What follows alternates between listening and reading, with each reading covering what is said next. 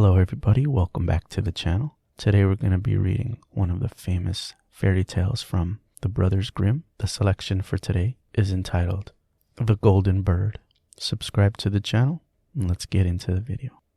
A certain king had a beautiful garden, and in the garden stood a tree which bore golden apples. These apples were always counted, and about the time when they began to grow ripe, it was found that every night one of them was gone. The king became very angry at this and ordered the gardener to keep watch all night under the tree. The gardener set his eldest son to watch, but about 12 o'clock he fell asleep. And in the morning, another of the apples went missing.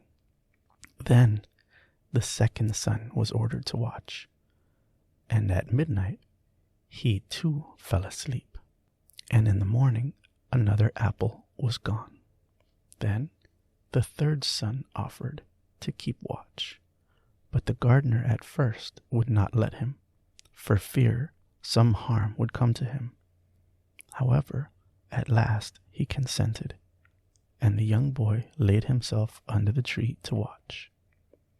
As the clock struck 12, he heard a rustling noise in the air, and a bird came flying that was of pure gold, and it was snapping at one of the apples with its beak. The gardener's son jumped up and shot an arrow at it, but the arrow did the bird no harm. Only it dropped a golden feather from its tail, and it flew away. The golden feather was brought to the king in the morning, and all the council was called together. Everyone agreed that it was worth more than all the wealth of the kingdom. But the king said, "One feather is of no use to me. I must have the whole bird." Then the gardener's son set out and thought to find the golden bird very easily, and when he had gone but a little way, he came to a wood. And by the side of the wood he saw a fox sitting. So he took his bow and made ready to shoot at it. Then the fox said, "Do not shoot me, for I will give you good counsel. I know what your business is, and that you wanted to find the golden bird. You will reach a village in the evening, and when you get there, you will see two inns opposite each other, one of which is very pleasant and beautiful to look at. Go not in there, but rest for the night in the other, though it may appear to you very poor and mean." But the son thought to himself, "What can such a beast as this know about the matter?" So he shot the arrow back at the fox, but he missed, and it set up its tail above its back and ran into the woods. Then he went away, and in the evening came to the village where the two inns were. And in one of those, these people were singing and dancing and feasting, but the other looked very dirty and poor. "I should be very silly," he said, "if I went into the shabby house and I left this charming place." So he went into the smart house and ate and drank at his ease, and forgot the bird and his country too. Time passed on, and the eldest son did not come back, and no tidings were heard from him. The second son set out, and the same thing happened to him.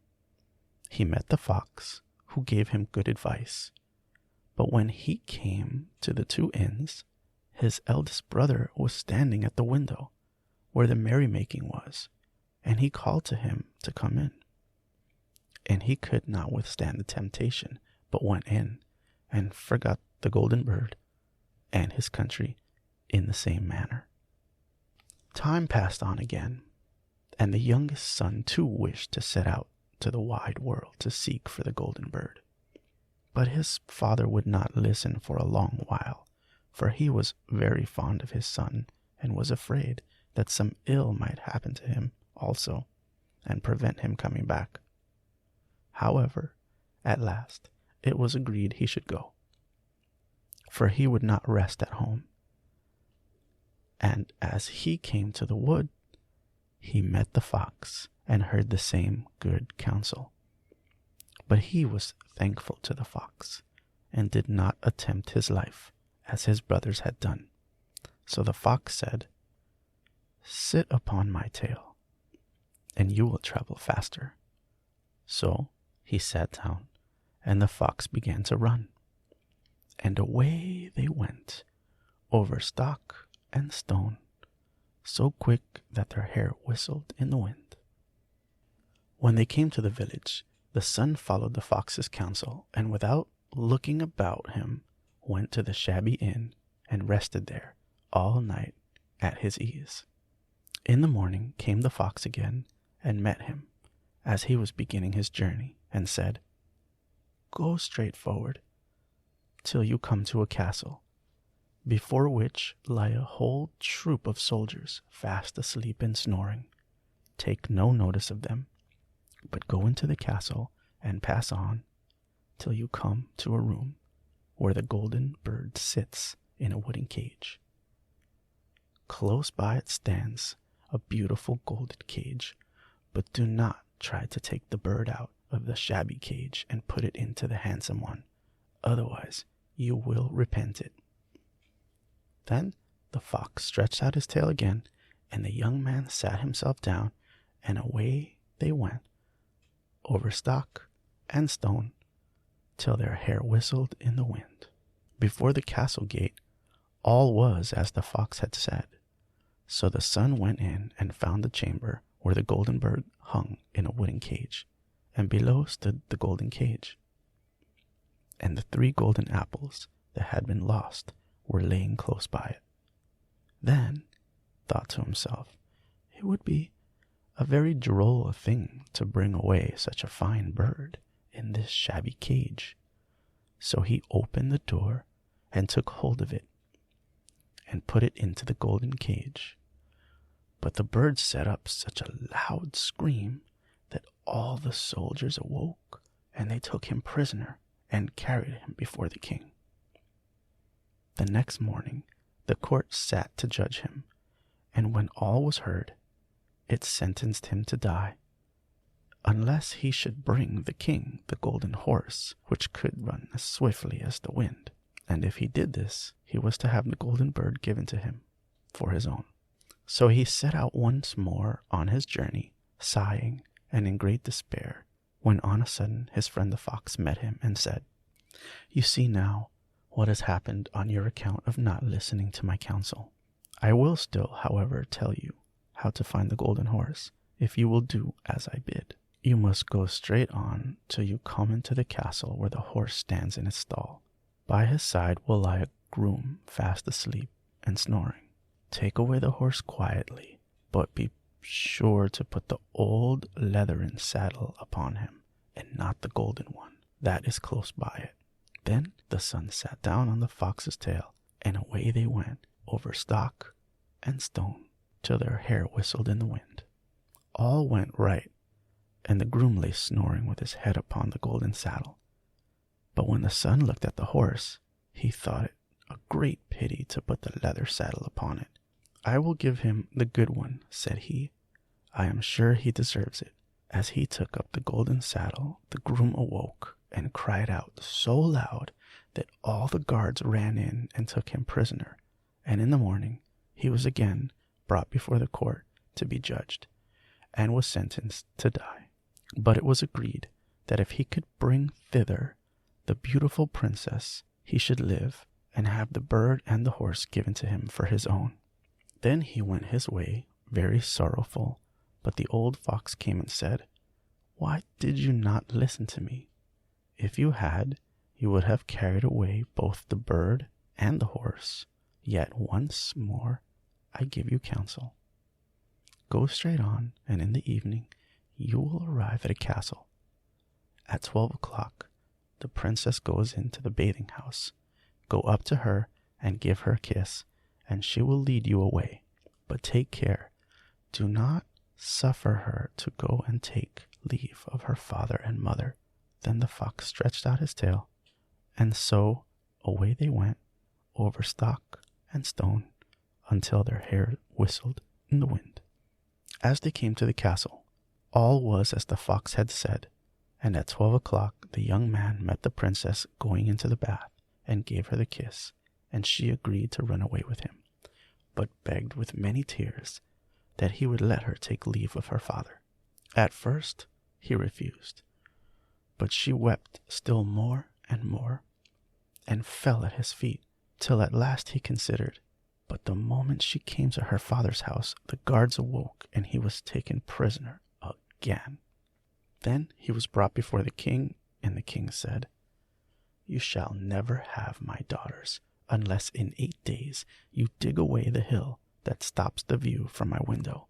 Now this hill was so big that the whole world could not take it away, and when he had worked for 7 days, he had done very little.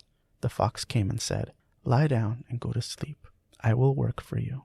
And in the morning he awoke, and the hill was gone. So he went merrily to the king and told him that now it was removed, but he must give him the princess. Then the king was obliged to keep his word, and away went the young man and the princess. And the fox came up to him and said, "We will have all 3, the princess, the horse, and the bird." "Ah," said the young man, "that would be great, but how can you contrive it?" "If you will only listen," said the fox. "If you will only listen," said the fox, "it can be done. When you come to the king and he asks for the beautiful princess, you must say, 'Here she is.' Then he will be very joyful, and you will mount the golden horse that they are to give you, and put out your hand to take leave of them. But shake hands with the princess last. Then lift her quickly on the horse behind you, clap your spurs to the side, and gallop away as fast as you can."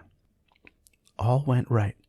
Then the fox said, "When you come to the castle where the bird is, I will stay with the princess at the door, and you will ride in and speak to the king, and when he sees that it is the right horse, he will bring out the bird. But you must sit still and say you want to look at it, to see whether it's a true golden bird, and when you get it into your hand, right away." This too happened as the fox said. They carried off the bird, the princess mounted again, and they rode off into the great wood. Then the fox came and said, "Pray kill me, and cut off my head and my feet." But the young man refused to do it. So the fox said, "I will at any rate give you good counsel.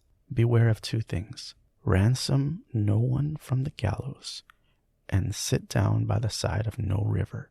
Then he went away. Well, thought the young man, it is no hard matter to keep that advice. He rode on with the princess, till at last he came on to the village where he had left his 2 brothers, and there he had a great noise and uproar. And when he asked what was the matter, the people said, "2 men are going to be hanged." As he came nearer, he saw that the 2 men were his brothers, who had turned robbers. So he said, "Cannot they in any way be saved?" But the people said, "No, unless he would bestow all his money upon the rascals and buy their liberty." But the people said, "No, unless he would bestow all his money upon the rascals and buy their liberty." But he did not stay to think about the matter. He paid what was asked, and his brothers were given up and went on with him towards home. As they came to the woods where the fox first met them, it was so cool and pleasant that the 2 brothers said, "Let us sit down by the side of the river and rest a while to eat and drink." So he said, "Yes," and forgot the fox's counsel, and sat down on the side of the river. And while he suspected nothing, they came behind and threw him down the bank and took the princess, the horse, and the bird. And all went home to the king, their master, and said, "All this we have won by our labor." There was a great rejoicing made, but the horse would not eat, the bird would not sing, and the princess wept. The youngest son fell to the bottom of the river's bed. Luckily, it was nearly dry, but his bones were almost broken, and the bank was so steep that he could not find any way to get out. Then the fox came to him once more, and scolded him for not following his advice. Otherwise, no evil would have befallen him. "Yet," said he, "I cannot leave you here. So lay hold of my tail and hold fast." Then he pulled him out of the river and said to him, as he got up to the bank, "Your brothers have set watch to kill you, if they find you in the kingdom. So he dressed himself as a poor man and came secretly to the king's court and was scarcely within the doors when the horse began to eat and the birds began to sing and the princess left off weeping. Then he went to the king and told him all his brother's roguery, and they were seized and punished. And he had the princess given to him again, and after the king's death, he was heir to the kingdom. A long while after, he went to walk one day in the wood, when the old fox met him, and besought him with tears in his eyes to kill him, and cut off his head, and cut off his feet. And at last he did so, and in the moment the fox was changed into a man, and turned out to be the brother of the princess, who had been lost a great many years.